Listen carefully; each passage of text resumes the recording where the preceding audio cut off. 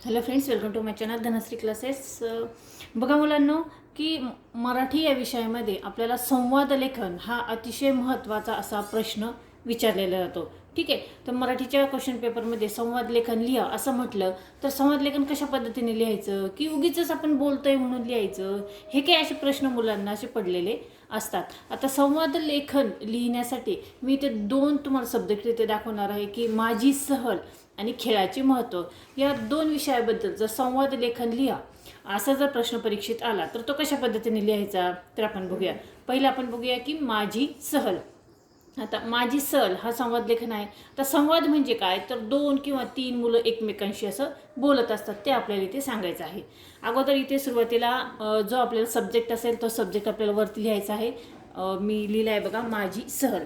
आता दोन मैत्रिणी आहेत, धनश्री आणि वैशाली, या दोघीजणी बोलत आहेत की माझी सहल या विषयाबद्दल. तर धनश्री काय म्हणते बघा. धनश्री म्हणाली, इथे दोन डॉट दिलेले आहेत उभे. धनश्री काय म्हणते, वैशाली तू सहलीला येणार आहेस ना.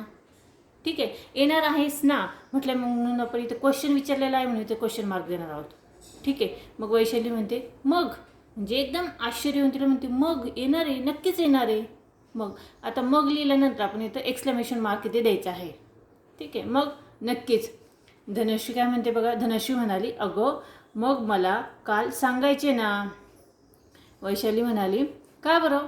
खरं तर मला कालच परवानगी भेटली. तर धनश्री म्हणाली, आम्ही सगळ्यांनी एक ग्रुप बनवले आहे, मग तुलासुद्धा त्याच्यात ॲड केले असते. वैशाली म्हणाली, मग मला घरी गेल्यावर नक्की कर. धनश्री म्हणाली, हो नक्कीच, आई घरी बोलावते, चल मला जायचे आहे. वैशाली म्हणाली, बरं भेटूया. ठीक आहे, अतिशय शॉर्ट, अतिशय सिंपल अशा शब्दामध्ये दोन मुलींमधील इथे संवाद जो आहे तो इथे लिहिलेला आहे. आता हा जो सब्जेक्ट आहे तो मी माझ्या मुलीला लिहायला दिला होता, की माझी सहल याबद्दल तुला जे लिहिता येईल ते तू लिहून दाखव. तर तिने अशा पद्धतीने हे 7-8 वाक्य इथे लिहिलेले आहेत. या पद्धतीने तुम्ही देखील कोणताही सब्जेक्ट घेतला तर संवाद लेखन लिहू शकता. अजून एक बघूया की खेळाचे महत्त्व. आता खेळाचे महत्त्वमध्ये दोन मुलींमधील संवाद आपण इथे बघणार आहोत. धनश्री म्हणाली, तू आज संध्याकाळी आली नाही का. वैशाली म्हणाली, हो अगं मी खूप थकले होते. धनश्री म्हणाली, पण सतत TV पाहण्यापेक्षा मैदानावर खेळायचे ना.